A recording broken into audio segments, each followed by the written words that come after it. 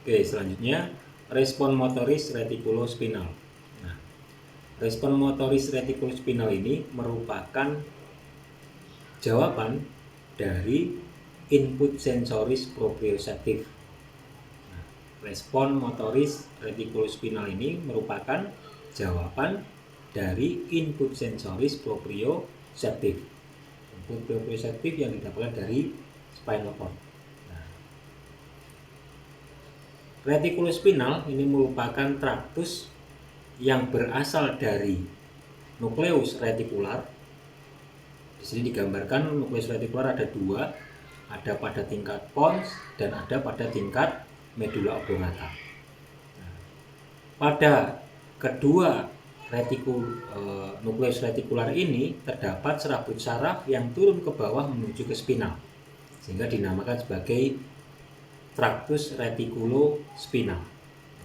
Ada dua traktus retikulospinal pada tingkat pons dan retikulospinal pada tingkat medula oblongata, di mana output motoris dari kedua retikulospinal ini adalah jawaban dari input sensoris yang didapatkan dari spinal cord berupa proprioseptif. Proprioseptif dari spinal cord menuju ke cerebellum yang kemudian dijawab oleh respon motoris, yakni retikulospinal, baik pada tingkat pons dan pada tingkat medula oblongata. Nah, sehingga di sini dikatakan respon motoris retikulospinal, pars pons dan medula. Respon motoris dari retikulospinal ini merupakan jawaban dari input sensoris proprioseptif yang didapatkan dari spinal cord. Selanjutnya, retikulospinal pars pons eksitasi otot anti gravity, dan retikulospinal pars medula oblongata ini ya, ini fungsinya untuk menginhibisi otot anti gravitasi atau otot anti gravity. Nah, sehingga ada dua retikulospinal sebagai jawaban dari input sensoris proprioseptif, di mana respon motorisnya antara retikulospinal pada tingkat pons dan retikulospinal pada tingkat medula oblongata ini berbeda, di mana retikulospinal pada tingkat pons ini dia mengeksitasi, menstimulus, merangsang, mengkontraksikan otot anti gravity. Contohnya apa? Otot pada tungkai bawah misal. Otot anti gravity-nya apa? Otot ekstensor. Dengan mengkontraksikan otot ekstensor sehingga kita bisa melawan gaya tarik bumi, bisa melawan gravitasi sehingga kita bisa berdiri tegak. Yang mengeksitasi, yang menstimulus, yang merangsang, yang mengkontraksikan otot anti gravitasi, otot ekstensor tungkai tadi adalah retikulospinal pada tingkat pons. Sedangkan retikulospinal pada tingkat medula oblongata fungsinya kebalikannya, dia menginhibisi, menghambat otot anti gravitasi. Ada yang mengeksitasi otot anti gravitasi dan ada yang menginhibisi otot anti gravitasi. Keduanya ini dia melakukan fine tuning, menyesuaikan kebutuhan dari tonus otot untuk menegang atau tidak. Yang menentukan itu adalah kedua traktus ini, menemukan fine tuning agar tonus otot yang diproduksi sesuai dengan aktivitas yang dilakukan. Contoh tadi, kalau tangan kanan membawa benda seberat 5 kilo, kemudian tangan kiri membawa benda seberat 2 kilo misal, maka tangan kanan akan lebih menegang tonus ototnya dibandingkan yang kiri. Nah, ini contohnya, melakukan fine tuning agar tonus ototnya sesuai dengan aktivitas yang dilakukan. Begitu juga ketika berjalan misal. Ketika berjalan, maka antara kaki kanan dan kiri kan menumpu bergantian. Yang menumpu tonus ototnya menegang, yang tidak menumpu tonus ototnya dia cenderung tidak menegang, bergantian secara otomatis. Ini yang melakukan adalah kedua retikulospinal ini, saling menambahkan tonus dan saling mengurangi tonus, menemukan tonus yang sesuai dengan aktivitasnya. Contoh tadi berjalan, maka kaki kanan dan kiri akan menumpu bergantian. Ketika kaki kanan menumpu, maka tonus pada otot-otot tungkai kaki kanan ini akan menegang, lebih menegang dibandingkan tonus pada otot-otot kaki kiri yang tidak menumpu. Contohnya melakukan fine tuning, di mana retikulospinal ini dia menambahkan pada tingkat tonus ini, menambahkan atau mengeksitasi atau mengkontraksikan otot anti gravitasi, sedangkan pada tingkat medula oblongata retikulospinal ini dia menginhibisi otot anti gravitasi. Kemudian, nah ini kemudian selanjutnya dikatakan kontrol kesesuaian tonus saat aktivitas fungsional dan menjaga ketegangan tonus saat rileks. Nah, menjaga ketegangan tonus saat rileks, sehingga ketika kita rileks, katakanlah kita tidur, maka tonus otot kita tetap terpelihara, tonus otot kita tetap terjaga. Tidak kemudian kita tidur, kemudian kita flasid, layuh, lumpuh, tidak. Tapi ketika tidur, tonus otot tetap terjaga. Ketegangan otot masih tetap terjaga. Oleh siapa? Oleh kedua retikulospinal ini. Oleh kedua retikulospinal ini melakukan fine tuning. Sehingga pada saat beraktivitas, tonus otot bisa menyesuaikan aktivitasnya, dan saat istirahat tidur maka tonus otot masih tetap terjaga. Karena dia berasal, sel motorik retikular ini berasal di luar korteks otak besar, maka sifatnya otomatis tidak disadari, tidak diperintah, sehingga kita tidur ketegangan tonus otot masih terjaga.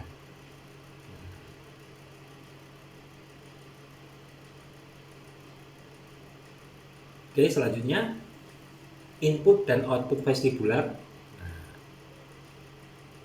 Tadi input pada proprioseptif dan outputnya retikulospinal. Sekarang input dan output pada vestibular. Input sensoris dari organ vestibular pada telinga dalam. Nah, ini input sensorisnya didapatkan dari telinga bagian dalam.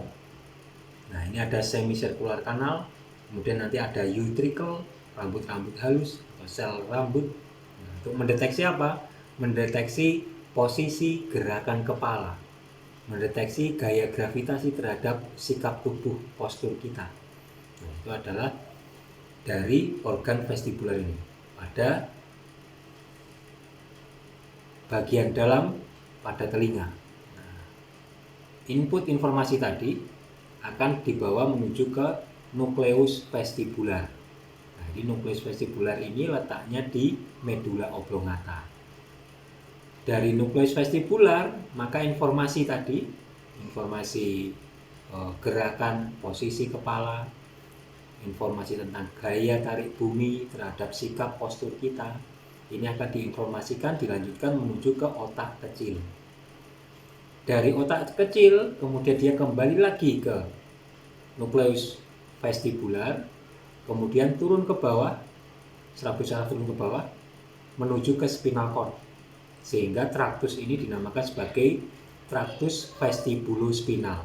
Traktus yang berasal dari nukleus vestibular menuju ke spinal cord. Traktus vestibulospinal.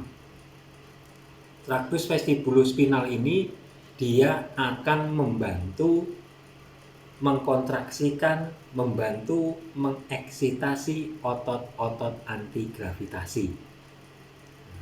Membantu mengeksitasi otot-otot anti gravitasi. Contohnya kalau di ekstremitas bawah, maka vestibulospinal ini membantu kontraksi, membantu eksitasi dari otot ekstensor. Sehingga inputnya adalah dari organ vestibular, membawa informasi tentang posisi, gerakan kepala, dan gaya tarik bumi terhadap postur tubuh kita, informasi ini diteruskan menuju ke nukleus vestibular yang kemudian diteruskan lagi ke cerebellum, otak kecil. Dari cerebellum, dari otak kecil kembali lagi ke nukleus vestibular, kemudian turun ke bawah menuju ke spinal cord. Status saraf ini dinamakan sebagai vestibulospinal. Fungsinya membantu retikulospinal pada tingkat pons untuk mengeksitasi otot-otot anti gravitasi.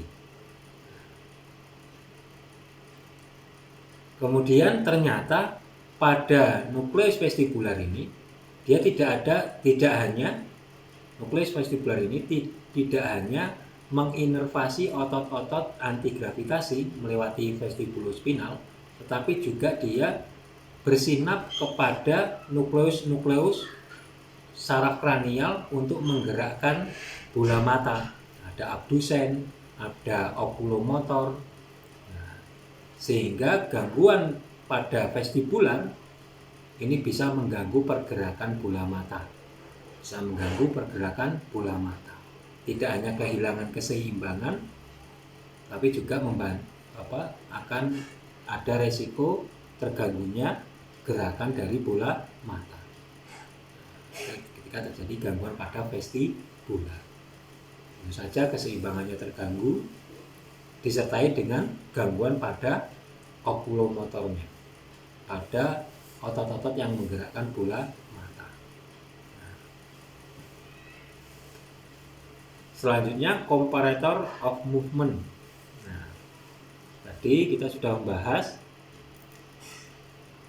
bahwa ada 3 fungsi utama dari cerebellum, yakni sebagai koordinator atau sebagai kontrol koordinasi, gerakan koordinasi.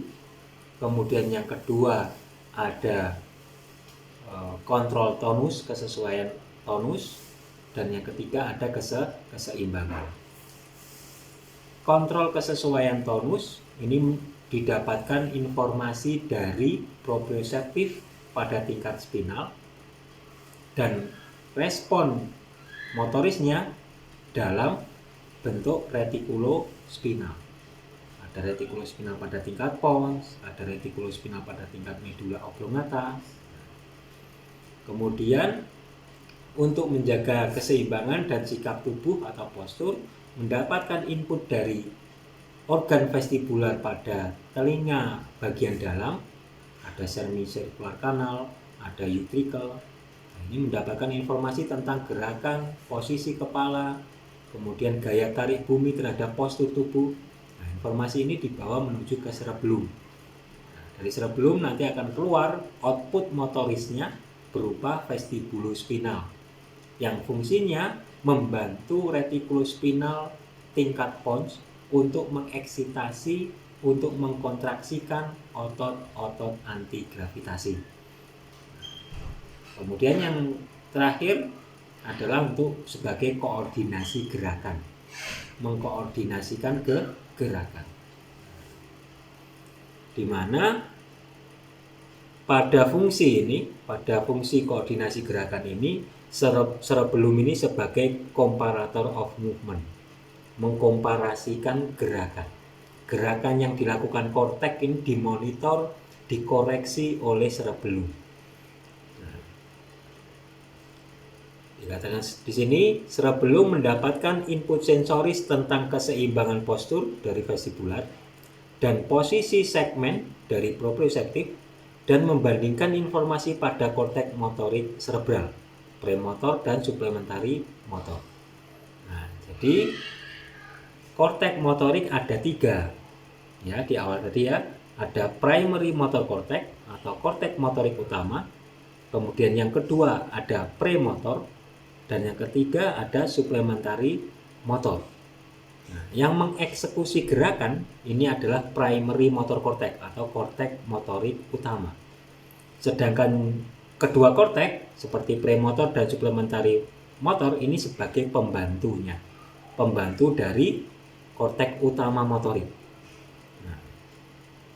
ketika korteks utama motorik ini mau melakukan eksekusi gerakan, maka korteks utama motorik ini, primary motor cortex ini, menyuruh premotor dan suplementari motor untuk mengkonsultasikan kira-kira gerakan saya ini benar atau tidak. Mengkonsultasikan kepada siapa? Kepada cerebellum. Kepada cerebellum. Pada otak kecil. Jadi sebelum korteks korteks utama motoris ini dia melakukan eksekusi gerakan dalam bentuk tractus corticospinal, sebelum menggerakkan otot, menegangkan otot untuk melakukan aktivitas, maka korteks motorik utama, primary motor cortex, ini menyuruh premotor dan suplementari motor, pembantunya ini, untuk mengkonsultasikan gerakan yang akan dilakukan ini menuju ke cerebellum. Nah, ini cerebellum ini sebagai penasehat otak besar. Otak kecil ini sebagai penasehat dari otak besar. Nah, setelah dikonsultasikan oleh premotor dan suplementari motor menuju ke cerebellum, maka cerebellum ini akan membawa informasi untuk melakukan gerakan aktivitas seperti itu membutuhkan tonus otot seperti ini, ketegangan otot seperti ini. Nah, disampaikan lagi dari cerebellum, dikembalikan informasi tadi, perintah tadi menuju ke korteks primary motor, korteks motorik utama, untuk dilakukan gerakan yang sesuai, gerakan yang terkoordinasi. Jadi dikatakan bahwa cerebellum sebagai comparator of movement, mengkomparasi gerakan yang dilakukan oleh korteks utama motoris sehingga gerakan kontraksi otot, ketegangan otot sesuai dengan yang dibutuhkan.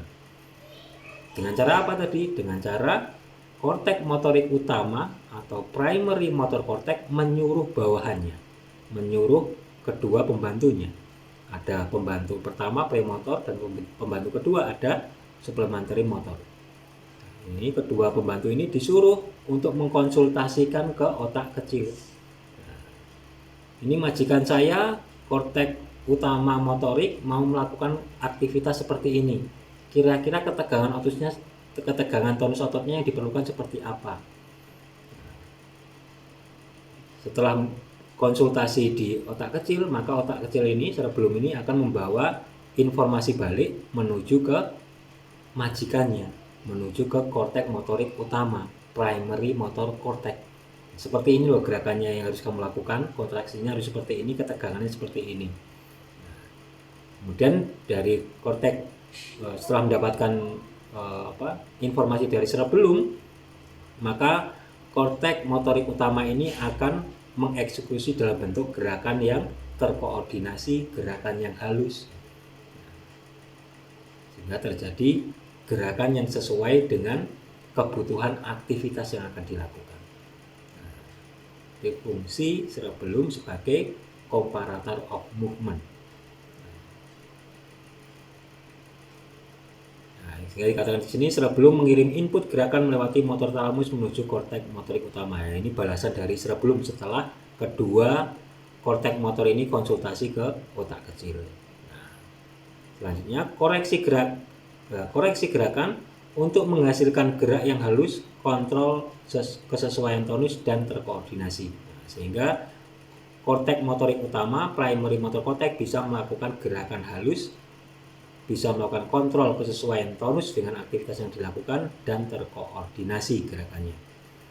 Nah, dikatakan lagi bahwa cerebellum sebagai subordinat dari korteks motorik cerebral dan basal ganglia.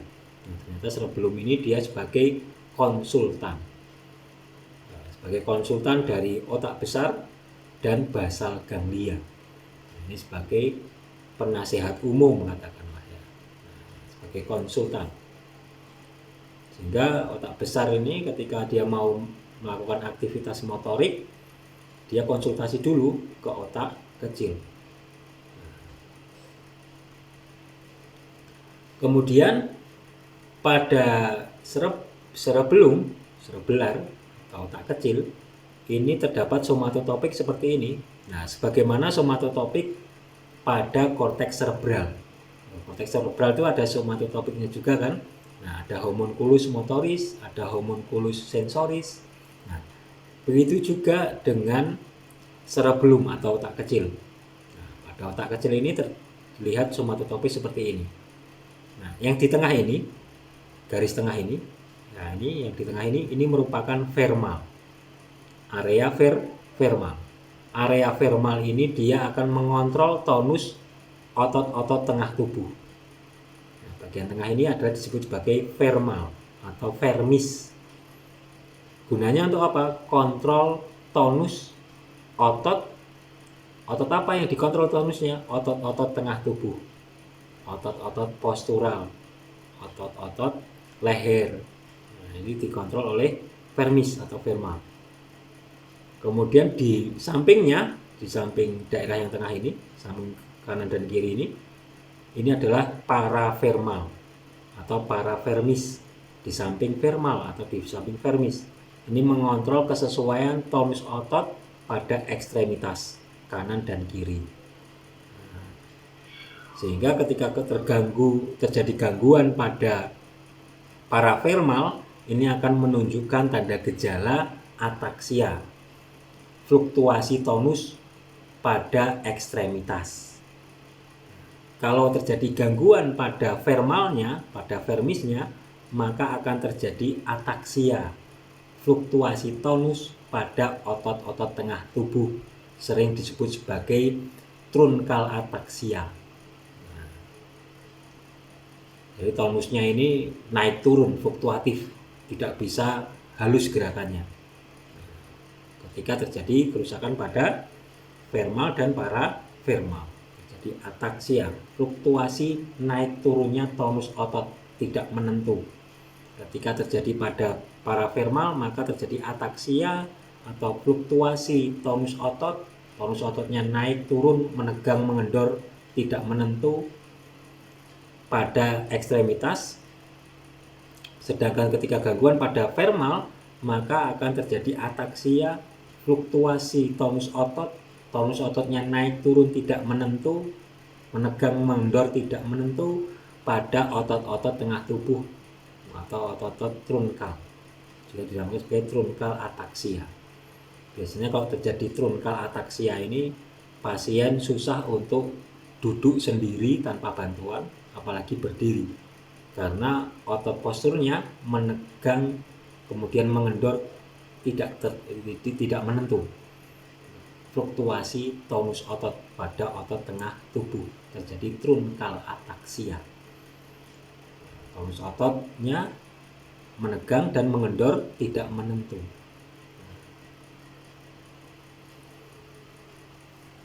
Oke, kemudian ketika terjadi gangguan pada cerebellum, pada otak kecil, ini akan terjadi gangguan koordinasi. Ini yang pertama. Sesuai dengan fungsinya, fungsi cerebellum tadi apa? Sebagai koordinasi gerakan, sebagai kontrol kesesuaian tonus, dan yang ketiga sebagai keseimbangan dan postur. Praktis ketika terganggu, ketika cerebellumnya ada gangguan, kerusakan, maka ketiga fungsi tadi akan ikut terganggu. Ini pertama, gangguan koordinasi ditunjukkan tremor saat melakukan gerakan finger nose test. Jadi harusnya kalau normal seperti ini, finger menuju ke hidung bisa mulus seperti ini kalau orang normal. Tapi kalau terjadi gangguan pada cerebellum, gangguan pada otak kecil, maka akan terjadi seperti ini. Terjadi gangguan koordinasinya terganggu. Begitu juga seperti ini. Nggak bisa menunjuk ke hidung. Kemudian dismetria, tidak mampu melakukan kontrol gerakan. Tidak mampu melakukan kontrol gerakan. Tonus ototnya tidak mampu dikontrol. Contohnya seperti ini.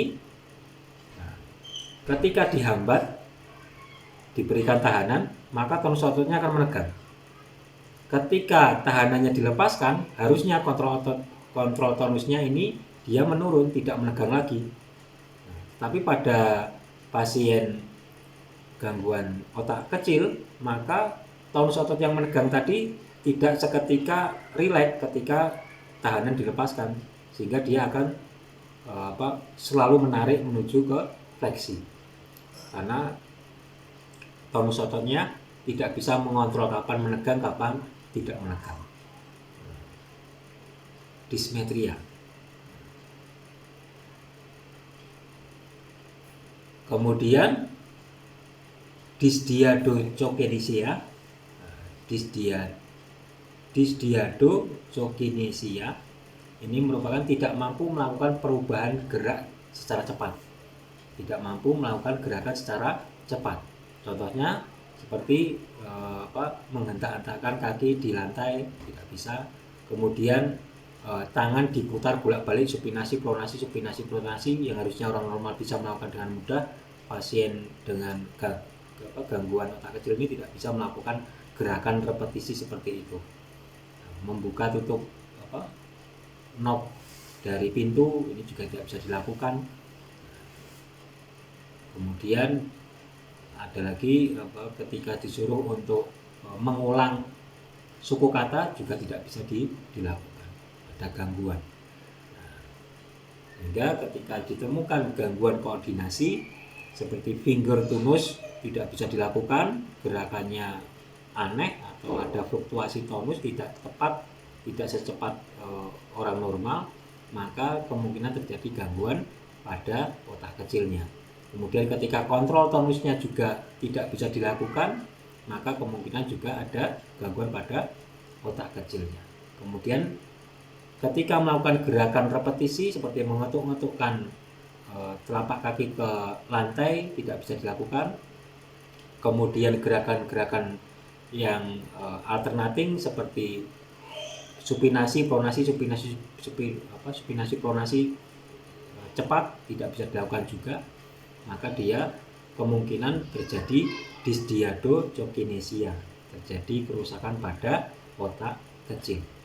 Nah, ini cara untuk mengetahui gangguan koordinasi pada pasien yang terjadi gangguan pada otak kecilnya. Selain gangguan koordinasi, di sini juga ada gangguan seperti ataxic gait. Ataxic gait di mana kontrol tonus pada segmen, kontrol tonus pada anggota tubuh, pada ekstremitas, tonusnya ini naik turun, fluktuatif. Kadang menegang, kadang mengendor, tidak menentu. Sehingga ketika berjalan, pasiennya akan kesusahan untuk berjalan. Ada fluktuasi dari tonus otot kakinya, menegang, mengendor, mengendor seperti itu. Jadi ataksia.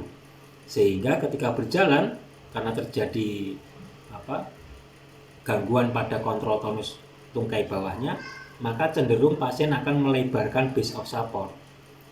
Melebarkan base of support agar stabil, tidak jatuh. Kemudian ini biasanya terkena pada paravermal, sehingga terjadi gangguan kontrol tonus pada ekstremitas. Ini contohkan pada ekstremitas bawah terjadi gangguan kontrol tonus, tonusnya fluktuatif, mengencang mengendor, tidak menentu, sehingga susah untuk digunakan untuk berjalan kakinya. Ketika berjalan dia selalu tonusnya mengencang dan mengendor, tidak menentu, sehingga strategi pasien akan melebarkan base of support agar tidak jatuh, agar bisa mempertahankan keseimbangannya.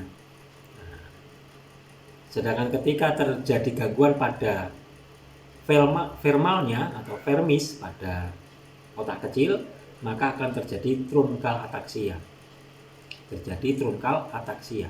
Otot tengah tubuh, otot postur, otot leher, ini tonus ototnya mengencang, mengendor, fluktuasi, tidak menentu, sehingga susah untuk duduk. Kalau duduk dia perlu bantuan, apalagi berdiri, karena selalu goyang-goyang, katakanlah seperti itu ya, karena fluktuasi tonus. Kemudian gangguan yang lainnya disebabkan oleh gangguan cerebellum ini adalah ataksik dysarthrik. Nah, di mana kecepatan bicara jadi melambat, tidak jelas kata terputus suku kata. Nah, tidak jelas kalimat ini bisa terputus per suku kata atau bahkan kata terputus per suku kata. Intonasinya monoton. Ini disebut sebagai ataksik dysarthrik. Nah, selanjutnya gangguan gerakan mata. Nah, tadi kan pada vestibular tidak hanya mengontrol keseimbangan, tidak hanya mengeksitasi atau mengkontraksikan otot anti gravitasi, tapi ternyata nukleus vestibular ini juga menginervasi nukleus cranialis, nukleus dari saraf cranialis, yakni nukleus abdusen dan oculomotor. Sehingga ketika terjadi gangguan pada vestibular, pada input vestibular, maka bisa berdampak pada gangguan motorik dari otot-otot bola mata. Nah, contohnya apa? Contohnya di sini kalau gangguannya pada cerebellum, maka terjadi tanda gejala lambat mengikuti gerakan benda. Nah, sehingga ketika dihadapkan pada satu benda, misal ballpoint di depannya, kemudian digerakkan ballpointnya kanan kiri, maka disuruh mengikuti dengan pergerakan bola matanya ini tidak bisa. Nah, tidak bisa mengikuti gerakan dari ballpoint yang digerakkan kanan dan kiri. Bola matanya tidak bisa mengikuti gerakan benda. Kemudian pandangan tidak bisa terfokus. Ketika melihat salah satu titik, dia tidak bisa terfokus karena ada gangguan dari motorik dari bola matanya. Kemudian kepala tremor mengangguk-angguk atau nodding tremor. Ini disebut sebagai titubation. Nah, titubation itu dia kepalanya tremor seakan-akan kayak gerakan mengangguk-angguk. Itu nodding tremor atau titubation. Jadi tremor pada kepala gerakannya adalah seperti mengangguk-angguk. Itu contoh gangguan dari cerebellum, otak kecil. Nah, ini ada lagi contohnya, ada gait ataksia, kemudian ada finger to finger test. Nah, tidak bisa mengkoordinasikan, tidak bisa mempertemukan telunjuk dengan telunjuk. Ini gangguan koordinasi. Ada dysdiadochokinesia, tidak bisa mengulang-ulang gerakan yang alternating seperti supinasi pronasi dengan cepat, bolak-balik, tidak bisa melakukan gerakan itu. Kemudian ketika memejamkan mata, kemudian menyejajarkan tangannya juga tidak bisa sejajar karena ada gangguan pada proprioseptifnya misal. Kemudian dismetria, tidak bisa mengontrol tonus untuk kebutuhan otot, kebutuhan aktivitasnya. Ketika menjangkau minuman, maka terjadi salah perintah pada tonus otot. Harusnya dia semakin mendekati gelas semakin lambat gerakannya, dia masih cepat gerakannya sehingga dia menyentuh gelas, mendorong gelas jatuh. Nah, ini dismetria. Tidak bisa mengikuti gerakan dari suatu objek benda. Kemudian ini rebound phenomenon, dia bisa mengontrol tonus otot sehingga ketika dilepas tahanannya dia masih menekuk. Tidak bisa mengontrol tonus otot dengan baik. Itu adalah gangguan-gangguan yang ditampilkan karena adanya gangguan pada otak kecil atau cerebellum. Oke, materi kita sampai di sini.